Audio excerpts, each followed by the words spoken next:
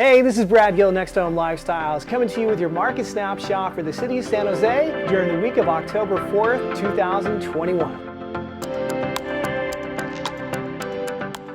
All right, let's get started. So we always start off by taking a look at our current active versus pending inventory. This is a review of single-family homes, condos, and townhouses. So for the week of October 4th, we have 586 total single-family homes, townhouses, and condos available for sale. We also have 875 that are currently pending under sale of contract, meaning again, a seller has already accepted an offer and the property is pending escrow. Compared to last week, we had 609 active and 923 pending. So not a lot of change going on this week compared to last week, just overall activity dropping a little bit. Again, that's what we're gonna trend and see developing towards the end of the year as less homes come to the market and buyer demand continues to trend off as well. But what's surprising to see is that we still have more pending properties than available for sale, which means our market is moving really fast. If all the homes on the market went under contract tomorrow, we'd have nothing left over to sell. It's still a really strong seller's market here in San Jose. Next up, let's take a look at the trends. Let's find out what's happening with inventory. Let's find out what's happening with buyer demand and see if we can see any type of a trend developing. So inventory levels this week,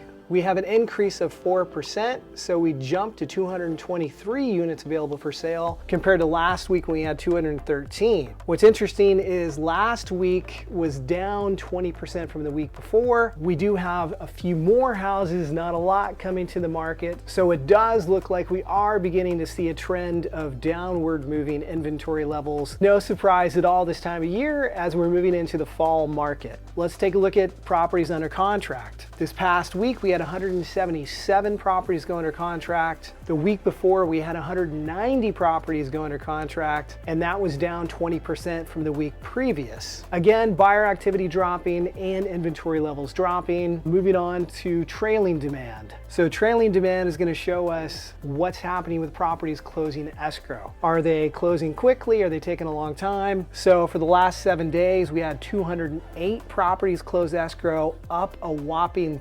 35% from the week prior than 153. Why the big discrepancy between this week and last week? Well, I think it's just timing and circumstances. When a buyer writes an offer, they can put in a 30-day close of escrow, 3-week escrow, 2-week escrow, 45 days. It really depends on the circumstances of the buyer and how quickly they're going to get that contract closed. Probably just coincidence, but nonetheless, let's continue to watch and see what happens as we move into the month of October. Last but not least, market expectations. This past week, we had 45 properties expire, which is up again significantly compared to last week when we only had 28. Price changes, we saw 109 price changes this past week versus 116, so not a lot of change there. But with the number of expired properties increasing pretty significantly, I think again, it's showing that we've reached our max price potential this year. Sellers can't just continue to ask for higher and higher prices. There's gonna be a point where again, buyer demand balances out enough to where if the price of the property is too high, it's not gonna sell. So I don't think we're gonna see a turnaround when it comes to increases in prices until we get back into next spring's market. But in the meantime, we'll probably continue to see an increased number of properties expire. It just depends upon where those sellers are willing to price. So that's it for the week of October 4th. I look forward to coming to you next week with another market update. Until then, please like our video and remember to subscribe to our channel if you like the content. Thanks so much for watching.